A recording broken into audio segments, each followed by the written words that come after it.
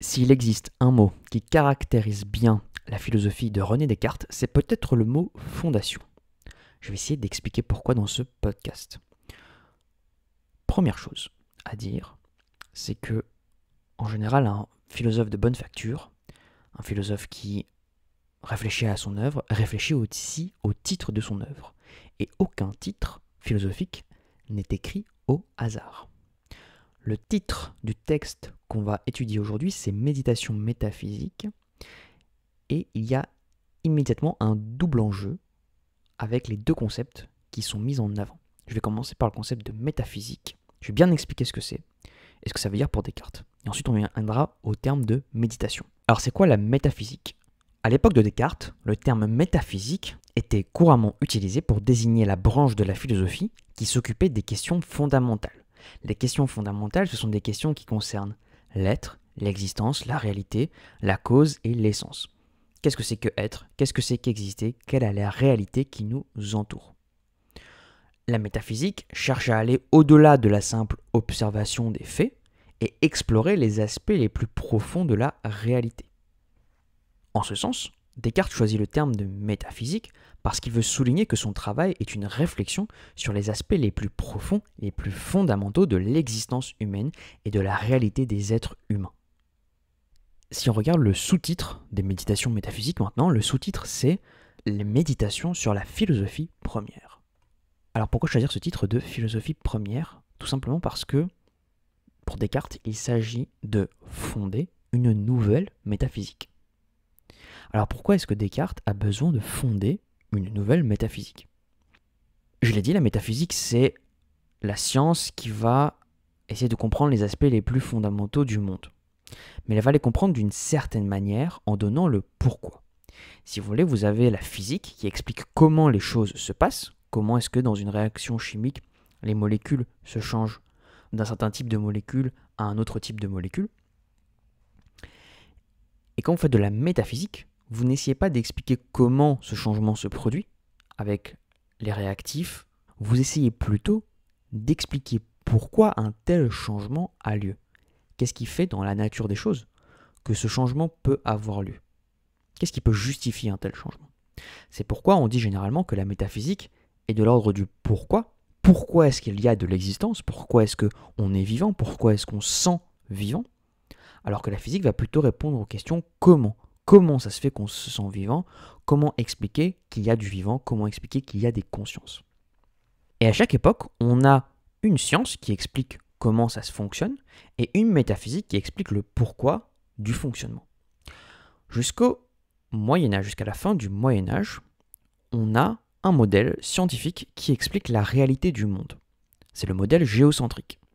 Également connu sous le nom de modèle ptolémaïque, c'était la théorie astronomique prédominante dans l'Antiquité et au Moyen-Âge.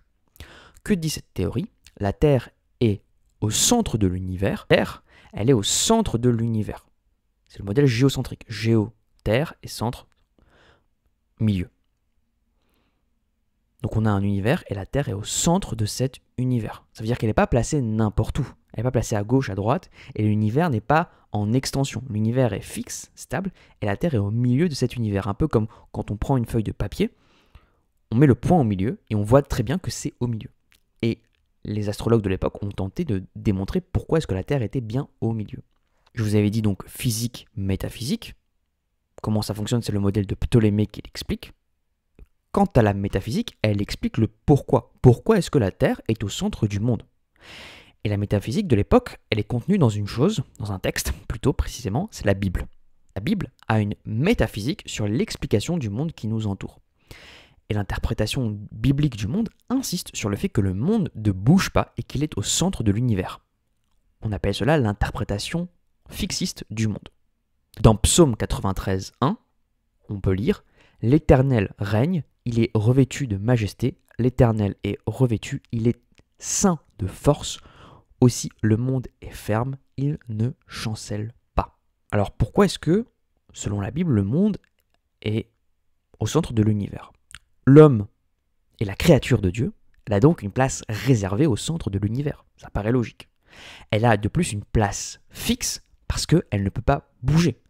La place de la créature la plus ultime, la plus parfaite de Dieu, qui est l'être humain, qui est fait à l'image de Dieu, cette place ne peut qu'être au centre de l'univers sur des fondements, des bases, des fondations absolument solides. La terre ne peut pas trembler. C'est pour ça que j'ai lu le psaume, donc un livre de la Bible qui dit « Le monde est ferme, il ne chancelle pas parce que l'Éternel règne, parce que Dieu est là pour garantir la stabilité du monde. » Au XVIe siècle, un certain Nicolaus Copernic propose une autre théorie scientifique, un autre comment le monde fonctionne. Ce qu'on appelle la théorie héliocentrique. Hélios, c'est le Soleil. Cette fois-ci, ce n'est plus la Terre qui est au centre du monde et le Soleil qui tournerait autour de la Terre, mais plutôt l'inverse. La Terre tourne autour du Soleil. Et Copernic remet en cause les croyances géocentriques et fixistes de l'époque. On dit que pour le modèle géocentrique, la Terre est comme immobile au centre de l'univers. Pour le modèle héliocentrique, la Terre n'est pas au centre de l'univers, mais plutôt en orbite autour du Soleil. Sauf que cette nouvelle idée, que la Terre n'est plus au centre de l'univers, met à mal cette métaphysique de la Bible, cette métaphysique qui dit que la Terre est au centre de l'univers. Ça va complètement en contradiction avec cette thèse. Et on sent bien que les calculs de Copernic sont bons, qu'ils sont presque irréfutables. Ainsi, on se dit que peut-être il y a quelque chose à chercher et une nouvelle métaphysique à trouver. Sauf qu'il faut prouver philosophiquement cette nouvelle physique. Expliquer pourquoi est-ce qu'il y a un mouvement de la Terre autour du Soleil. Si Dieu soutenait la Terre, la rendait immobile, désormais la Terre est mobile. Et il semble qu'elle puisse bouger par elle-même, toute seule. Dieu n'est plus tout de suite nécessaire. Et il faut pourtant prouver la nécessité de Dieu. Parce que c'est important. On est dans un environnement, un état d'esprit catholique. Il faut quand même prouver la nécessité de l'existence de Dieu. Que Dieu n'est pas incompatible avec ce nouveau mouvement de la Terre. La Terre est désormais en mouvement comme le destin de l'homme et la suite de son idée de Dieu, donc son idée du monde, de la vérité. Lorsque on apprend de plus au XVe, au XVIe siècle que la Terre n'est pas plate, mais qu'elle est ronde, avec les voyages de Magellan, de Christophe Colomb, on comprend que la vision du monde change complètement. La vision qu'on a d'un monde qui est immobile, fixe, à une Terre en mouvement, qui est ronde, l'esprit des individus qui habitent cette époque devait être bien secoué, devait avoir des interrogations métaphysiques, se demander mais qu'est-ce qui est au fondement de tout? Qu'est-ce qu'il y a de sûr dans ce monde? Et l'objectif de Descartes, c'est justement de retrouver une fondation, trouver un fondement solide sur lequel on puisse s'appuyer pour donner un sens à sa vie, un sens à la science, un sens au monde qui tourne autour de nous.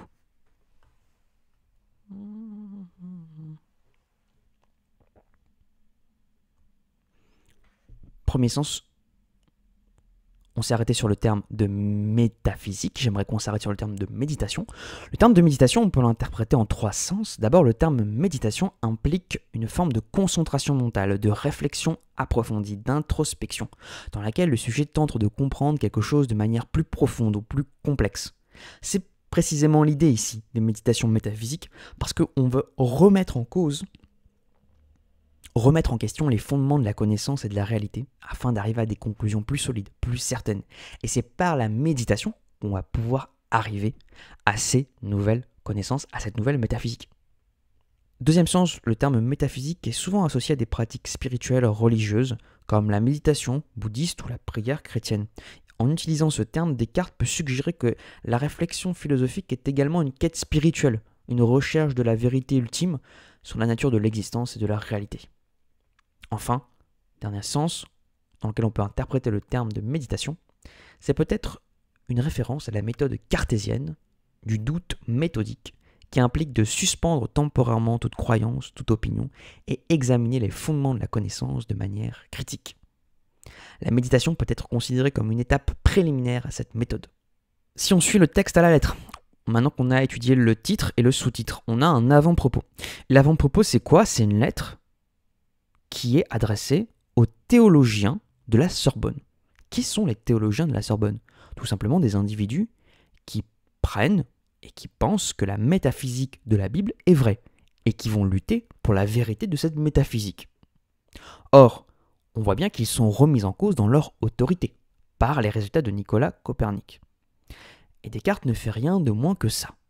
Il ne fait rien de moins que ça de manière déguisée, de manière cachée. Dans cette préface, dans son avant-propos, il dit deux choses. Il dit qu'il a choisi de soumettre sa philosophie au jugement des théologiens pour deux raisons. 1. Il respecte les institutions religieuses et il veut montrer que ce respect doit primer.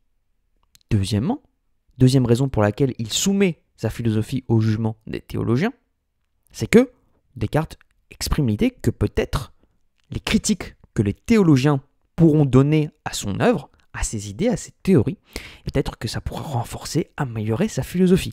Les objections éventuelles pourraient aider à affiner sa pensée, à éliminer les aspects qui pourraient sembler contradictoires avec la foi.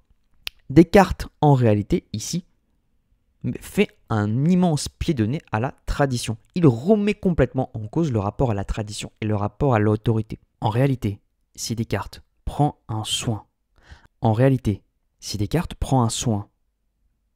à affirmer son respect pour l'autorité religieuse et la possibilité pour les théologiens de critiquer son œuvre, c'est qu'en réalité, il sait très bien que son œuvre est irrespectueuse au sens où elle remet complètement en cause la tradition et l'autorité religieuse, d'une part, et d'autre part, son œuvre ne peut pas être améliorée par les soins des théologiens, puisqu'elle va à l'encontre complètement de ce qu'affirment les théologiens. Les théologiens sont pour la Bible et pensent la métaphysique de la Bible. Ils ne peuvent à aucun moment dire que la métaphysique de Descartes sera la nouvelle métaphysique et qu'il faut l'accepter. C'est impossible. Ainsi, la véritable ambition de Descartes dans cet avant-propos, cette lettre adressée aux théologiens de la Sorbonne, c'est d'abord une lettre préventive. C'est une lettre préventive parce qu'il sait que Galilée, pour son ouvrage Dialogue sur les deux grands systèmes du monde, dans lequel il a pris position en faveur de l'héliocentrisme, cet ouvrage a valu à Galilée la convocation devant l'Inquisition romaine en 1633. Et il a été condamné. Il a été contraint de dire qu'il s'est trompé. Et il a été même assigné à résidence à vie.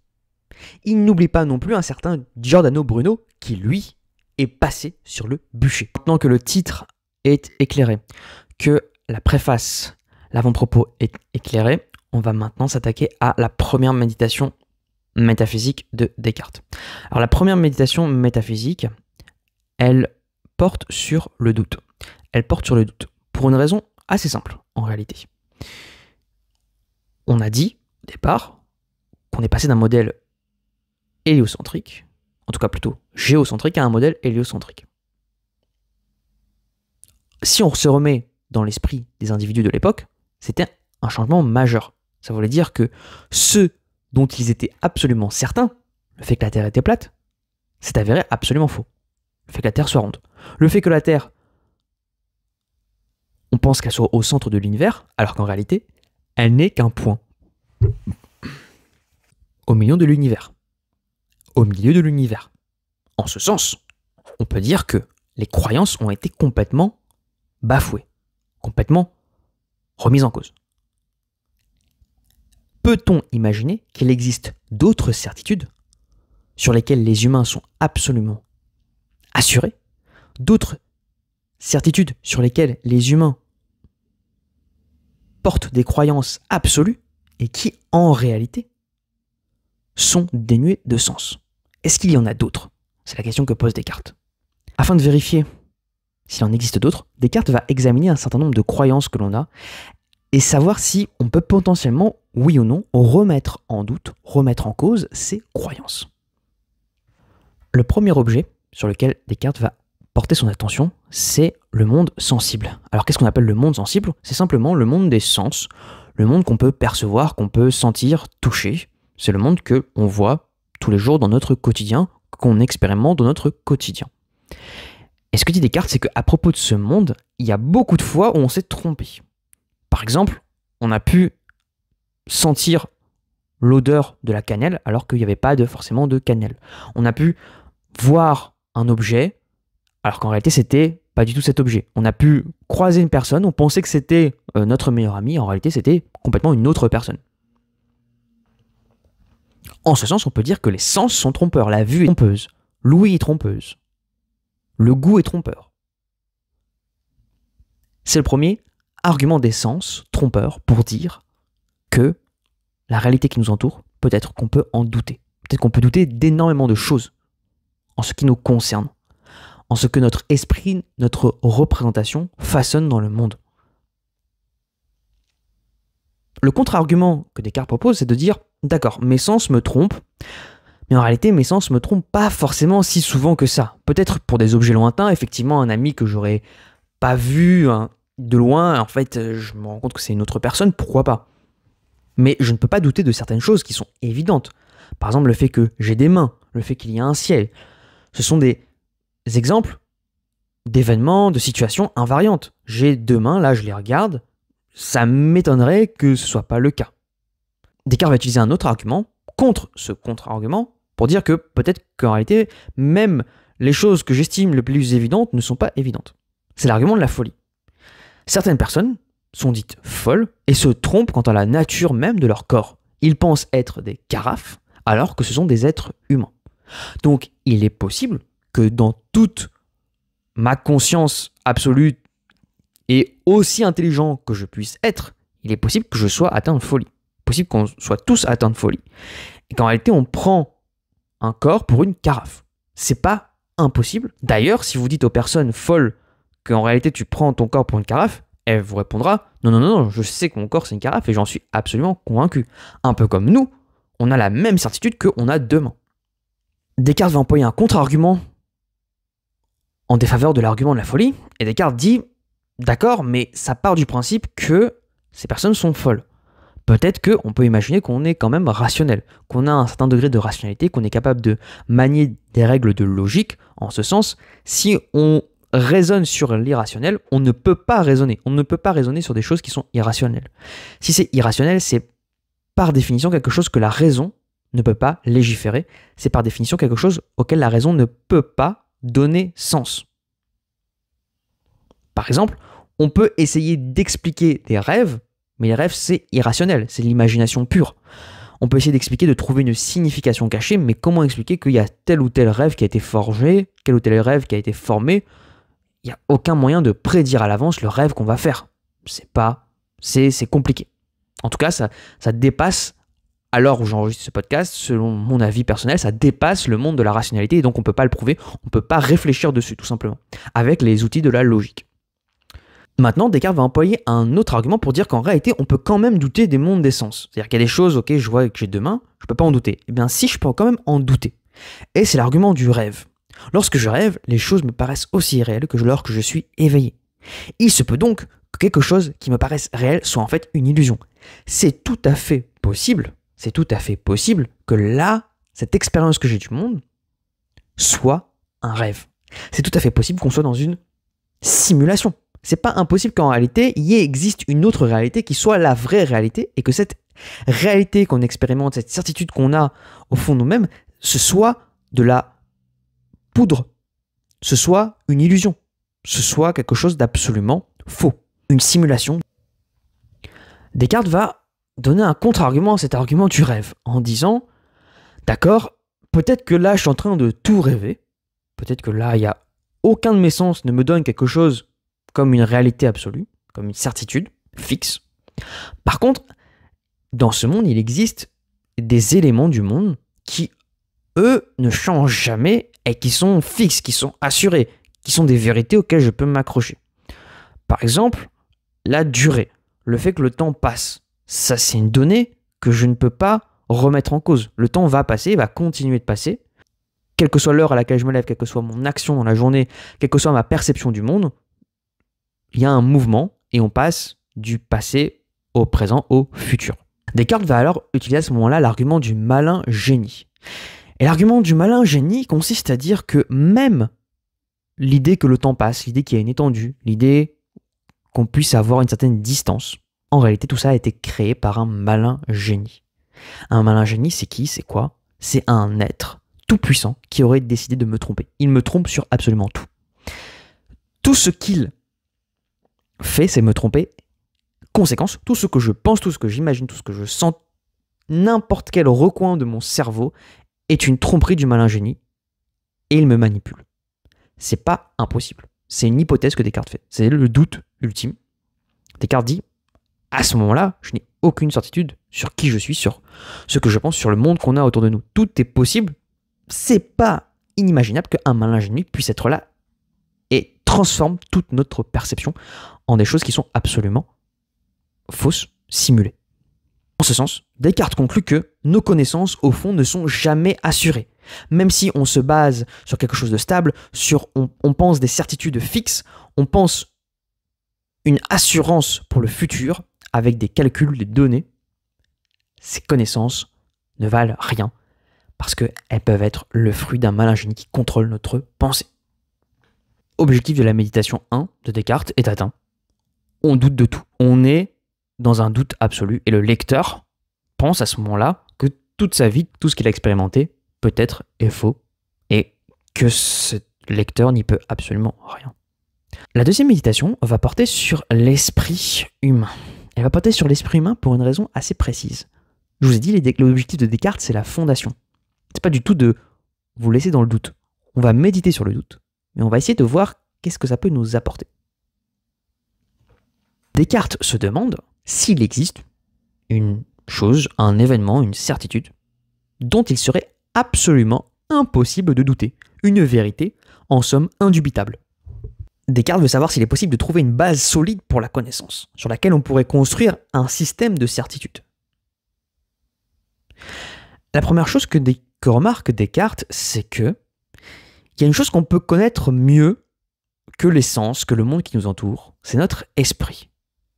Pour comprendre cela, pourquoi est-ce que l'esprit c'est plus facile à connaître que le monde qui nous entoure, Descartes prend l'exemple du morceau de cire. Descartes procède à une description détaillée d'un morceau de cire. Il décrit la couleur, l'odeur, la température, la figure, le poids, le son que fait l'objet lorsque l'on le tape. Mais dès qu'on introduit le morceau de cire dans le feu, qu'est-ce qui se passe? Descartes remarque que le morceau de cire fond. Il fond de sorte que la couleur, l'odeur, la température, la figure, le poids, le son que fait l'objet lorsque l'on tape dessus, toutes ces caractéristiques ont absolument changé. Seul l'entendement, l'esprit, peut concevoir qu'il existe un morceau de cire et qu'il a été fondu. Si vous prenez le morceau de cire une fois qu'il est fondu, impossible, si vous n'avez pas vu le morceau de cire juste avant, de savoir que ça c'était un morceau de cire. Par cet exemple-là, Descartes démontre que c'est beaucoup plus facile de connaître l'esprit que de connaître le corps. En effet, le corps, chaque corps est mouvant, il change. Il n'y a aucune possibilité de fixer quoi que ce soit, d'avoir quelconque certitude sur les corps. Ils peuvent toujours être à la merci d'un changement, d'une modification qui peut arriver et qui peut transformer toute l'idée que l'on se fait de l'objet. Reconnaît-on la vapeur d'eau et une statue de glace, alors que c'est la même chose. Ainsi, s'il y a une chose qu'on sait avec certitude, c'est que la pensée est capable de capter certaines choses. La pensée, elle reste, elle est là, elle est présente. On se souvient, on a la mémoire de l'objet. Et on connaît une chose, c'est qu'on connaît le fait qu'on pense à propos du morceau. Ainsi, je sais que je suis capable d'avoir une représentation du morceau de cire avant qu'il ne soit fondu. Je sais donc que mon cerveau est capable de produire des représentations, autrement dit que mon cerveau est capable de penser. Et mon esprit pense. Première certitude de Descartes, mon esprit pense. Et Descartes se demande, c'est le signe de quoi? Qu'est-ce que ça indique? Qu'est-ce que ça suppose le fait que je puisse penser? Descartes exprime alors sa célèbre formule, sa célèbre maxime, je pense, donc je suis. Il dit je pense, donc je suis, parce que il y a une chose dont il ne peut pas douter, c'est l'existence de sa propre pensée. Car le fait qu'il puisse douter, le fait qu'il puisse y avoir un malin génie, cela ne peut advenir que si, au départ, il a une existence. Même si cette existence est le fait du malin génie, même si cette existence est conçue, contrôlée par le malin génie, cette existence en elle-même, le fait que Descartes soit un homme et qu'il pense, cela, le malin génie ne peut pas l'enlever, il ne peut pas le retirer, il ne peut pas donner l'illusion de l'existence. L'existence, c'est la condition nécessaire pour que le malin génie puisse potentiellement tromper Descartes et n'importe quel autre humain. Pour tromper quelqu'un, il faut déjà que cette personne existe. Le fait même de penser prouve l'existence de l'individu qui pense. Et on ne peut pas douter de ça. Je fais une toute petite parenthèse, mais très importante. Pour les familiers, plus familiers de Descartes d'entre vous, il existe deux formulations du cogito. Il existe deux formulations du cogito. Il y a ego, il y a la formulation du discours de la méthode, qui est la formation cogito ergo sum, je pense donc je suis. Et il y a la formulation, et il y a la formulation des méditations métaphysiques. Et cette formulation en latin, c'est ego sum, ego existo. La différence, c'est que dans un cas, on dit littéralement je pense donc je suis, et dans le deuxième cas, on dit je pense, je suis. Avec un lien de juxtaposition et non pas un lien de logique ou de subordination. Ça permet à Descartes d'insister sur une chose, c'est que le fait qu'il existe, c'est une intuition intellectuelle. C'est pas forcément un raisonnement. C'est une intuition intellectuelle. C'est quelque chose on ne peut que sentir. On a cette intuition en nous d'exister. Même si notre existence est fausse, qu'elle est simulée, on ne peut pas se détacher de ce sentiment d'exister. D'ailleurs, le sentiment qu'on a qu'on existe, c'est une proposition évidente. Évidence, ça vient du mot eidos, l'idée. L'idée, c'est ce qu'on voit. C'est ce qu'on voit en premier. Et orao, ça veut dire voir. C'est ça, pour Descartes, une proposition évidente, c'est une proposition qui est transparente à soi-même. C'est le critère de la vérité. Ce qui est tellement en soi que je ne peux que le connaître. Si, tout en chacun, si là, chers auditeurs, vous faites l'expérience, vous vous dites, est-ce que là je suis en train de penser, est-ce que là j'existe? Personne ne dira, non, je n'existe pas. Ce n'est pas possible. Voilà la thèse de Descartes, je pense donc je suis. Cette thèse, elle intervient comme une certitude absolue sur laquelle je pourrais fonder tous mes raisonnements ultérieurs. Cette thèse, c'est pas une thèse simplement pour la beauté de la formule, c'est vraiment une thèse qui répond à un problème, le problème étant que peut-être que je peux douter de tout, et ça c'est la réponse. S'il y a une chose dont je ne peux pas douter, s'il y a une chose dont je peux être absolument certain, c'est le fait que je pense, et que je suis, et que j'ai cette existence-là, et qu'il y a une pensée en moi. Ça, on ne pourra jamais me l'enlever. À ce moment-là, Descartes tombe sur un problème. L'idée, c'est pour Descartes de fonder une métaphysique. En ce sens, il va falloir proposer d'autres connaissances, d'autres idées, et montrer que ces idées sont vraies. Or, ici, il y a un problème si on part du principe que je pense donc je suis, c'est la première vérité absolue. Pourquoi c'est un problème? Parce que on arrive sur ce qu'on appelle le solipsisme. Alors le solipsisme, c'est quoi? C'est une position philosophique qui défend l'idée selon laquelle seul l'esprit individuel est certain et que tout ce qui est en dehors de l'esprit est incertain ou inconnu. Et ça pose un vrai problème à la philosophie de Descartes, c'est l'idée que si mon esprit existe, comment est-ce que je peux être sûr que ce qui est autour de moi, même si l'esprit, j'en suis sûr qu'il existe, comment est-ce que je peux être sûr qu'autour de moi, les choses sont vraies? Comment est-ce que je peux les prouver que ces choses sont vraies? Comment Descartes peut-il être certain de l'existence du monde extérieur, de ses formules mathématiques, de ses idées, de ses événements, de ses inventions, si tout ce qu'il perçoit peut être une illusion créée par son propre esprit ou par un malin génie? C'est un problème que rencontre la méditation métaphysique. Descartes, bien sûr, a une solution à ce problème. Cette solution, c'est l'existence de Dieu. L'existence de Dieu garantit que le monde matériel extérieur à l'esprit existe bel et bien. Dieu garantit le fait que, quand je puisse regarder, je peux être sûr que ce que je regarde n'est pas une illusion, c'est forcément quelque chose qui existe. Maintenant, le problème, c'est que dire que Dieu est là, et cela prouve que le monde autour de moi existe, certes, mais il va falloir prouver l'existence de Dieu. Et dans la troisième méditation, intitulée « De Dieu qu'il existe », Descartes va exactement essayer de résoudre ce problème en disant « Voilà, j'ai la preuve de l'existence de Dieu ». Alors, c'est quoi la preuve de l'existence de Dieu selon Descartes? Comment Descartes va prouver l'existence de Dieu? Descartes, pour prouver l'existence de Dieu, revient à la certitude, je pense donc je suis. Donc il a la certitude de sa propre existence.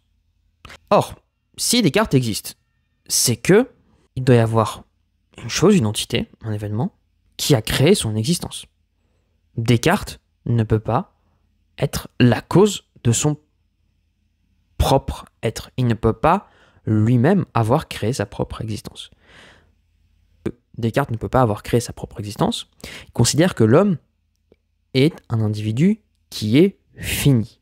Et donc un individu fini, limité, on a tous une date de naissance, une date de mort.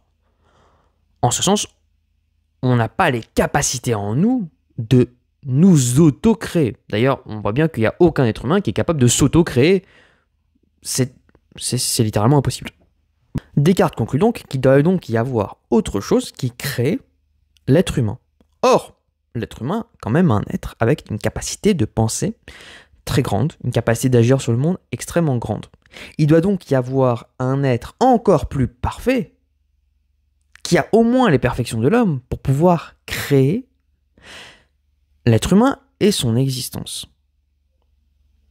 Et pour Descartes, l'humain ne peut avoir été créé que par une substance infinie, parfaite, qui est capable de produire l'être de Descartes et son existence.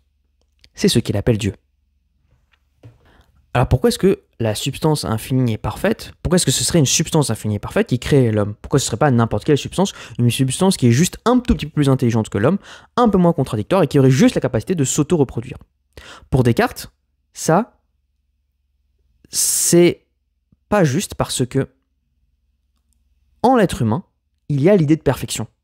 En l'être humain, il y a l'idée d'infini. Les êtres humains ont un sentiment, une sensation, une impression de ce que c'est que d'être infini, une impression, une sensation de ce que c'est que d'être parfait. Ainsi donc, si l'idée est dans l'esprit des êtres humains, qui sont des créatures finies et imparfaites, cette idée ne peut venir que d'un individu qui, lui, est parfait, qui, lui, est infini. Et cette substance infinie et parfaite, ça ne peut être que Dieu. Ainsi, Dieu ne trompe pas.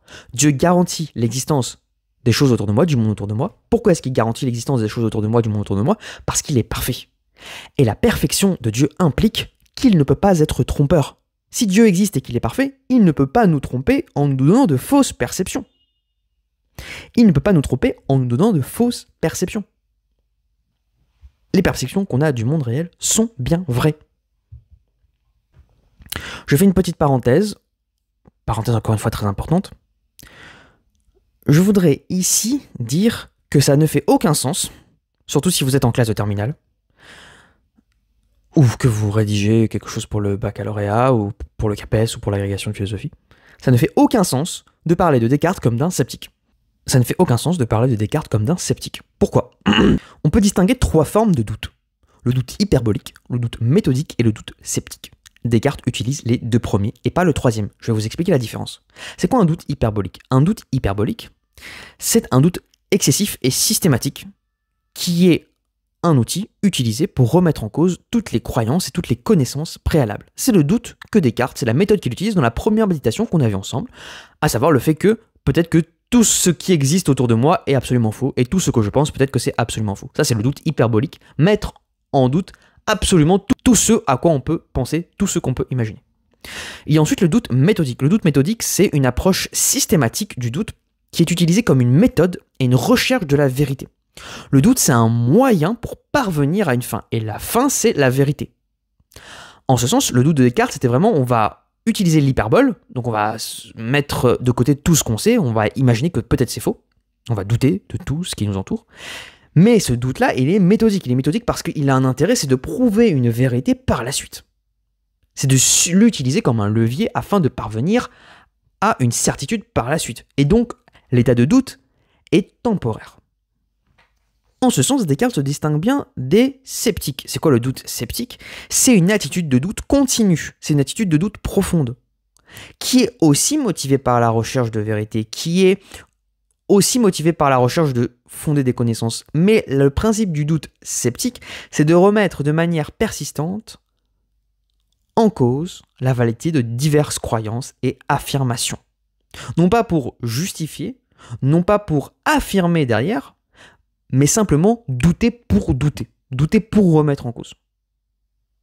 Le doute de Descartes est au mieux d'inspiration sceptique, parce qu'il s'en inspire pour douter de beaucoup de choses, mais il ne peut pas être sceptique parce que même si les sceptiques recherchent aussi la vérité, ils restent dans la recherche et ils ne veulent pas aller dans le terrain de l'affirmation. Parce que le principe du sceptique, c'est précisément qu'il utilise toujours le doute et qu'il ne peut avoir aucune fondation solide, aucune certitude certaine et absolue, contrairement à Descartes, qui en a une, je pense donc je suis. Typiquement, un sceptique reviendrait sur je pense donc je suis et essaierait de remettre en cause en doute ça, c'est pas du tout l'objectif de Descartes, au contraire. Quatrième méditation, elle s'appelle du vrai et du faux. On vient de dire juste avant, la clé de la troisième méditation, c'est que Dieu existe, et deuxièmement, le Dieu garantit que autour de moi, il y a des choses qui sont absolument vraies et je ne peux pas douter de ces choses-là. Maintenant, il y a une question qui se pose. Si Dieu est absolument parfait, si Dieu a cette perfection en lui, pourquoi alors est-ce que les humains peuvent se tromper? Pourquoi est-ce qu'il n'a pas directement mis dans le logiciel de l'être humain la vérité? Pourquoi est-ce qu'il laisse aux êtres humains la possibilité de faire des erreurs? Ça ne fait pas sens pour un être qui justement est parfait et qui peut créer une créature parfaite. Pour Descartes, l'erreur est possible. Et elle est possible parce que toutes mes idées ne viennent pas seulement de Dieu, elles viennent parfois de mon imagination. Descartes distingue trois types d'idées. Trois types d'idées en fonction des sources des idées.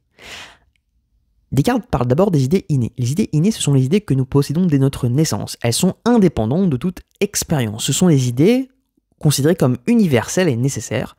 L'idée de Dieu ou l'idée de infini. Ce sont des idées qu'on a en soi et qu'on va comprendre au fur et à mesure qu'on a des concepts et quand on devient un adulte, mais c'est des idées qu'on peut tous partager, qui sont partagées par tous les hommes et que tous les hommes possèdent en eux. Ensuite, il y a les idées adventices. Les idées adventices, ce sont les idées qui viennent de mon expérience, de notre expérience du monde sensible. Ça peut être, par exemple, la sensation d'enseigner, de parler derrière un micro. C'est une sensation qu'on peut avoir si uniquement on parle et on enseigne derrière un micro. Et on peut avoir une idée de ce que c'est à partir du moment où on parle et on enseigne derrière un micro. Le troisième type d'idées, ce sont les idées factices. Ce sont les idées que nous créons nous-mêmes à partir de notre imagination ou de notre volonté. Cela peut être des constructions abstraites, telles que l'idée de la justice ou de la liberté, ou des constructions plus concrètes, comme l'idée d'une licorne. Mais toutes ces idées-là, elles ne correspondent à rien dans le monde des sens. Ce ne sont pas les idées adventices, ce sont des idées factices. Et ce ne sont pas non plus des idées que j'ai depuis la naissance, ce sont en réalité des idées qui sont nées de mon imagination ou de ma volonté à partir des idées de mon expérience. Par exemple, la licorne, c'est simplement mon expérience d'une corne et mon expérience du cheval, et je crée cette idée-là en moi, dans mon esprit, mais elle n'est que dans mon esprit. On peut se demander, mais finalement, pourquoi est-ce qu'il nous a donné, Dieu, la capacité d'imaginer? Pourquoi est-ce qu'il ne nous a pas donné directement la capacité de raisonner de manière absolue et parfaite, avec un entendement, une capacité de compréhension du monde claire, fiable, immédiatement fiable et toujours fiable sur le long terme? Pour Descartes, notre capacité à imaginer, et donc les idées que nous nous inventons, toutes les idées factices, elles viennent de notre liberté. Nos erreurs résultent de notre libre arbitre. Le fait que l'être humain puisse se tromper, c'est le signe de sa liberté. Ainsi, Dieu a donné aux êtres humains la liberté. Et le fait qu'il puisse se tromper, c'est le signe de sa liberté, parce que justement, quand on est libre, on peut faire des choix, qui ne sont pas les meilleurs choix. On peut aussi penser, imaginer des scénarios, des événements, des techniques qui ne sont pas les meilleurs. Et c'est le signe de notre liberté. Je reviens juste après sur pourquoi Descartes considère comment on est libre et comment est-ce qu'il peut justifier ce point-là. De plus, Descartes fait une véritable distinction entre l'imagination et l'entendement. Et pour lui, l'imagination, elle est source d'idées factices parce qu'en réalité, l'imagination, elle est fondamentalement imparfaite. Elle est fondamentalement biaisée et elle est fondamentalement limitée. L'imagination, ça vient du mot image. L'imagination ne fonctionne que par image. C'est-à-dire que si vous imaginez quelque chose, il va falloir toujours vous avoir une représentation imagée dans votre esprit. J'imagine une photo, donc j'imagine le cadre, j'imagine le contenu de la photo. Et pour lui, c'est bien distinct de l'entendement, parce que l'entendement, c'est simplement un raisonnement qu'on fait, une compréhension qu'on a du monde, des objets, de certains événements, mais on n'a pas besoin d'imaginer quelque chose. On n'a pas besoin de se former une image dans notre esprit. Ainsi, Descartes dit « je peux imaginer un carré ». C'est assez facile. Je peux imaginer un cube, c'est assez facile. Mais est-ce que je peux imaginer une forme géométrique à 1 million de faces? C'est compliqué, c'est difficile. C'est même impossible. L'imagination a ses limites à ce niveau-là. C'est pour ça qu'elle est factice, parce qu'elle est intrinsèquement limitée. Donc elle va forcément créer des images qui ne sont pas à la hauteur de la raison. À l'inverse, l'entendement peut tout à fait concevoir un carré, peut tout à fait concevoir un cube, et peut tout à fait concevoir une figure géométrique à 1 million de côtés. On ne peut pas se la représenter de façon imagée, mais on comprend ce que ça veut dire et on est capable de raisonner à partir de ça. Et c'est ça la faculté d'entendement, et c'est pour ça que Descartes pense que c'est plus intéressant, l'entendement, et que l'entendement ne se trompe pas, contrairement à l'imagination. 5e méditation, de l'essence des choses matérielles et des rechefs de Dieu qu'il existe. On a prouvé que le monde autour de nous était vrai, que c'était garanti par Dieu, qu'on pouvait se tromper quand même parce que Dieu nous a maintenus dans un état de liberté et qu'on est libre et que le fait qu'on se trompe, c'est le signe de notre liberté. Maintenant, Descartes va revenir au projet principal qui était le sien, à savoir fonder une nouvelle métaphysique. Et pour fonder la nouvelle métaphysique, c'est-à-dire la métaphysique, le livre qu'il est en train d'écrire, il voulait fonder cette métaphysique sur les sciences de Galilée, la science de Copernic. Et ce qu'il veut se demander, c'est est-ce qu'on peut justifier, fonder ce modèle de la science de Copernic philosophiquement? Est-ce que ce modèle, est-ce qu'on peut prouver le modèle de Copernic? Est-ce qu'on peut raisonner philosophiquement dessus et dire qu'il est vrai? Est-ce qu'il est le vrai modèle du monde? Pour essayer de démontrer ça, Descartes part du principe que c'est un modèle scientifique qui passe par l'usage des mathématiques. Donc, Descartes veut savoir si l'usage des mathématiques est pertinent et si les mathématiques sont pertinentes. Les mathématiques sont-elles vraies? Descartes va prendre un exemple. Il va prendre l'exemple du triangle. Le triangle, c'est un concept mathématique. Et la particularité de ce concept, c'est qu'il est en réalité toujours et absolument toujours vrai. Pourquoi est-ce que ce concept est toujours et absolument toujours vrai et il ne peut changer en aucun cas, et donc il est le signe d'une vérité stable et fixe? Et que l'outil mathématique est stable et fixe et qu'il fonctionne toujours bien. Comment Descartes prouve ça? Descartes prouve ça parce que qu'est-ce qu'un triangle? C'est simplement une figure géométrique dont la somme des angles fait 180 degrés. Et ça, c'est absolument et toujours vrai. On ne pourra jamais remettre en cause la définition du triangle. Par définition, le triangle est comme ça. Ainsi, l'objet mathématique, il est par définition toujours juste, toujours précis, toujours parfait. On ne peut pas remettre en cause le fait que le triangle, ce ne soit pas une figure géométrique dont la somme des angles fait 180 degrés. C'est impossible, c'est dans la définition du même du triangle. Donc tous les objets mathématiques, dans leur définition même, ils ont un sens précis, vrai, et qui ne change pas. La définition du triangle ne va pas changer dans 100 ans, dans 200 ans, dans 300 ans, ça sera toujours absolument la même. C'était l'objet de la 5e méditation. Le modèle mathématique est validé. La métaphysique de Descartes est donc une métaphysique qui prouve que ça a un sens de penser l'existence autour de nous en fonction du modèle de Copernic, parce que les mathématiques sont le meilleur outil qu'on a à notre disposition, parce que c'est l'outil le plus stable, le plus rigoureux, le plus fixe que les humains possèdent pour comprendre et décrire le monde. 6e méditation, de l'existence des choses matérielles et de la réelle distinction qui est entre l'âme et le corps de l'homme. On a montré que Dieu existe, que Dieu garantissait la vérité de nos pensées. Maintenant, ce qu'il manque, c'est qu'on a démontré l'existence et la réalité des objets conceptuels, les objets mathématiques par exemple. On voudrait montrer que les objets qu'il y a dans le monde autour de nous sont vrais aussi également. Et au-delà de la vérité qu'ils ont, qui est garantie par Dieu, qu'ils ont une existence concrète, et que leur existence, leur matérialité, ne soit pas une illusion non plus.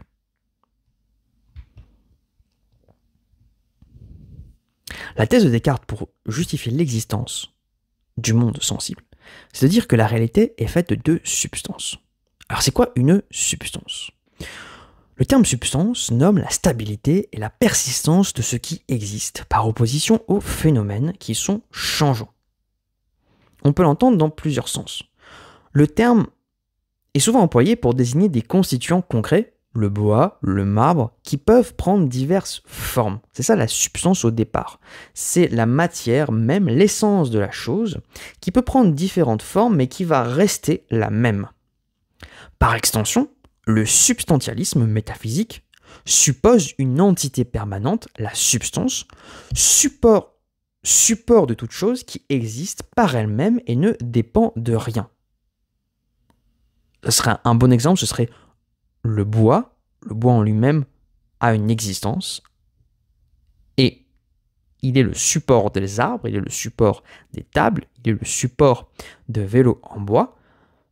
Mais en lui-même, le bois n'a pas besoin qu'on produise son existence, elle se produit d'elle-même. Descartes distingue maintenant deux substances. Il y a la substance pensante et la substance du monde. La substance pensante, c'est toutes nos pensées, tout ce qu'on a dans notre esprit. L'expérience du je pense donc je suis. Cette substance pensante, ça, on sait qu'elle existe.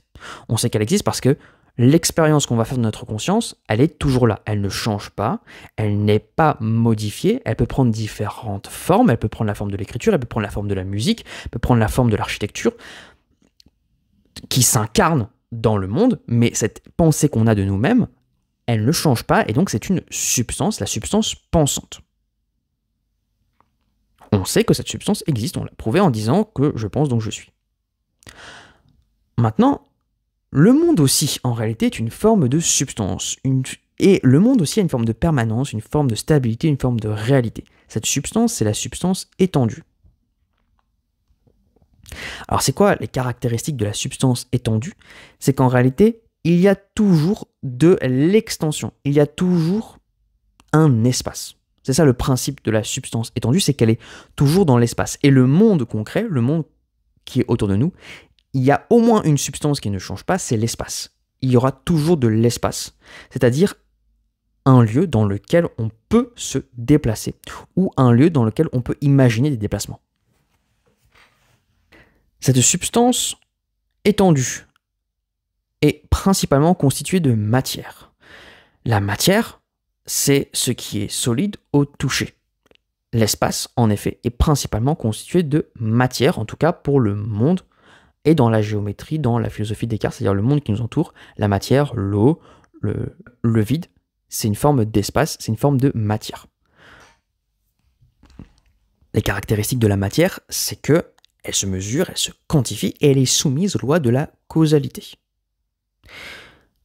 A l'inverse, l'autre substance, c'est la pensée, qui est immatérielle, indivisible et soumise à la liberté. On a donc bien deux substances. La substance étendue, qui est principalement constituée de matière, et la substance pensante, qui est principalement constituée de pensée, de choses abstraites. On a donc prouvé ici, avec Descartes, que le monde autour de nous est en réalité une substance, et que le monde autour de nous est cette substance étendue, ce lieu qui peut toujours s'agrandir et qui est principalement constitué de matière.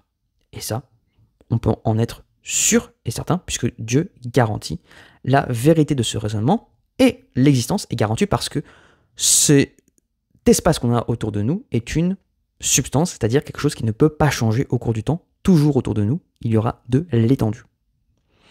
Maintenant, il y a une petite difficulté dans la pensée de Descartes, c'est qu'on va avoir deux substances. On va avoir la matière et la pensée. Or, ce sont deux substances qui sont radicalement différentes les unes aux autres. Elles sont radicalement différentes, je l'ai dit, parce qu'il y en a une qui est soumise aux lois de la causalité et l'autre qui est soumise aux lois de la liberté. Prenons un exemple concret. La matière est systématiquement toujours soumise à la gravité. Si je lance un stylo qui est fait de matière, il va forcément retomber. Or, la pensée, elle n'est pas vraiment limitée par la gravité. Elle n'est pas vraiment soumise aux lois de la causalité. Au contraire, elle est soumise aux lois de la liberté. La pensée est immatérielle, indivisible. On ne peut pas la quantifier, on ne peut pas la mesurer. Évidemment, le fait qu'on ait deux substances qui soient absolument séparées, c'est la thèse du dualisme des substances. Il y a deux substances qui sont absolument, ont des caractéristiques complètement différentes, qui ne peuvent donc pas coexister les unes avec les autres, puisqu'on ne peut pas avoir de la matière qui serait libre. Au contraire, la matière, elle est toujours là, elle est toujours stable. On peut la diviser, la quantifier, et la matière, elle se meut pas librement, elle est soumise aux lois de la causalité. Le problème de cette thèse, c'est que les deux substances existent et cohabitent les unes entre les autres.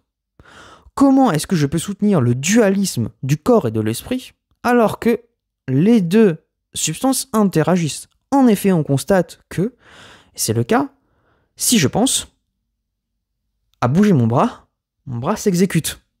Comment expliquer cette intersection? Comment est-ce que Descartes peut expliquer le fait que la substance pensante puisse avoir un impact, une influence concrète sur la substance étendue? Ça paraît illogique. La question qu'on pose à Descartes, c'est d'accord, les deux substances sont séparées, d'accord, elles sont distinctes, mais concrètement, elles sont toutes les deux en action, comment on fait pour résoudre ce paradoxe?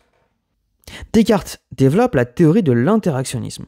La théorie de l'interactionnisme, elle stipule que l'âme et le corps peuvent interagir indirectement à travers la glande pinéale, une petite structure située dans le cerveau. La glande pinéale agit comme une passerelle entre l'âme et le corps, permettant aux deux substances d'interagir sans violer les lois de la nature. Ainsi, Descartes dit que l'interaction se produit de la façon suivante. Une sensation est produite dans le corps, elle est transmise au cerveau et elle est perçue par l'esprit. De même, lorsqu'une décision est prise par l'esprit, elle est transmise à la glande pinéale qui agit sur le corps pour produire une action. D'une certaine manière, Descartes prévoit comment est-ce que le cerveau donne des messages et transmet des messages au corps. Comment est-ce que l'esprit arrive à se matérialiser dans le corps. La question qu'on peut se poser à Descartes, c'est pourquoi la glande pinéale? Pourquoi est-ce que ce passage ne se produit pas dans les nuages, dans le ciel, dans la main? Pourquoi est-ce qu'il ne se produit pas dans le pied? Pourquoi est-ce qu'il se produirait dans le sol? D'abord, ce point de passage doit être dans le corps, parce que c'est dans le corps qu'il y a une interaction entre la matière et l'esprit et la pensée. Ailleurs, ce n'est pas le cas. Ce n'est pas le cas dans la nature, a priori. Ce n'est pas le cas des animaux, a priori, qui n'ont pas de conscience. Ça ne peut être donc que dans les humains qui ont la capacité d'avoir cette substance pensante. Or, cette connexion dans le corps humain, si elle est bien dans le corps humain, elle ne peut pas être n'importe où, elle ne peut pas être au niveau des poumons, elle ne peut pas être au niveau des mains. Il faut un espace intermédiaire entre les deux. La glande pinéale est l'endroit parfait de cette interaction parce qu'elle a une position centrale et unique. La glande pinéale est située dans le cerveau, près du centre, ce qui lui confère une position centrale dans l'ensemble du système nerveux.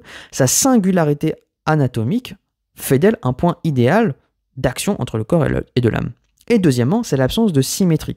Dans le cerveau, la glande pinéale est l'une des rares structures qui ne soit pas symétrique. Et cette asymétrie, pour Descartes, est la preuve que la glande pinéale est une structure spéciale et unique qui serait le lieu de cette interaction entre l'âme et le corps. Je voulais revenir enfin sur un dernier point, le point que j'avais laissé en suspens, à savoir, on était en train de faire le raisonnement qui suit, on disait que l'erreur est possible, et que l'erreur est possible due à notre libre arbitre. Et maintenant, on peut mieux comprendre pourquoi est-ce qu'on a un libre arbitre, c'est parce qu'on a une pensée, et que cette pensée est une substance pensante.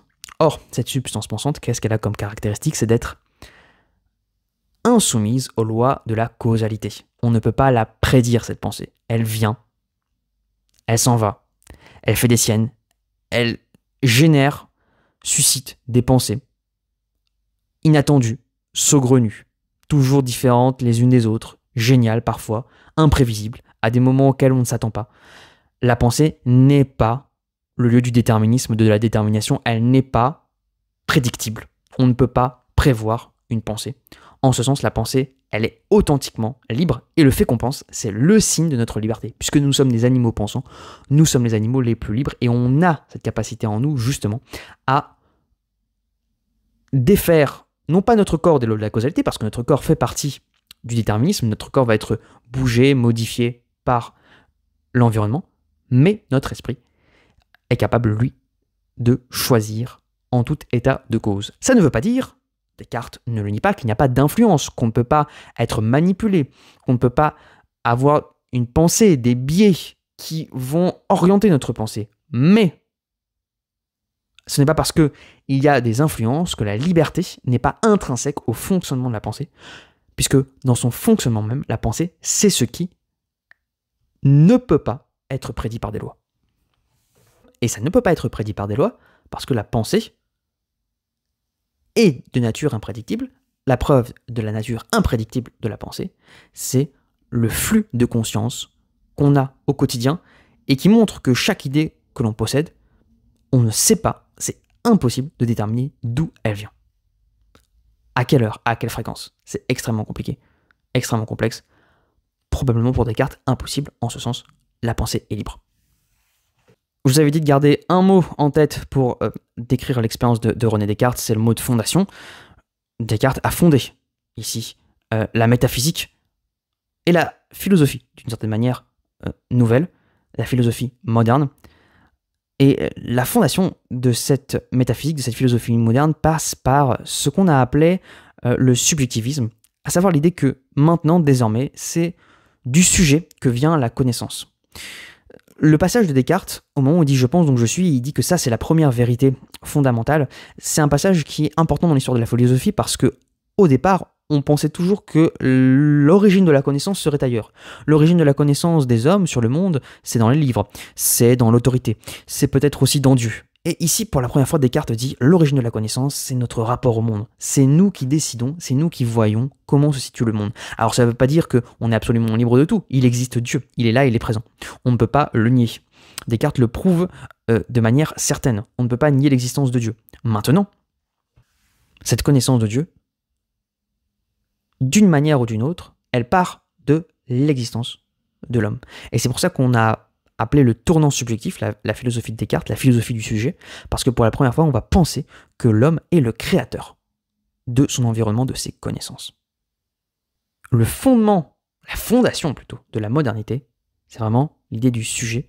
Et c'est pour ça qu'on a essayé de commencer à comprendre comment fonctionnait le sujet, comment fonctionnaient les individus, beaucoup plus que comment fonctionnait Dieu, parce que précisément, peut-être que c'était là l'origine de nos connaissances, et si on arrivait à comprendre et à mieux modifier l'origine de nos connaissances, peut-être qu'on produirait d'encore plus grandes, d'encore plus folles connaissances, et c'est ce que Descartes a suggéré.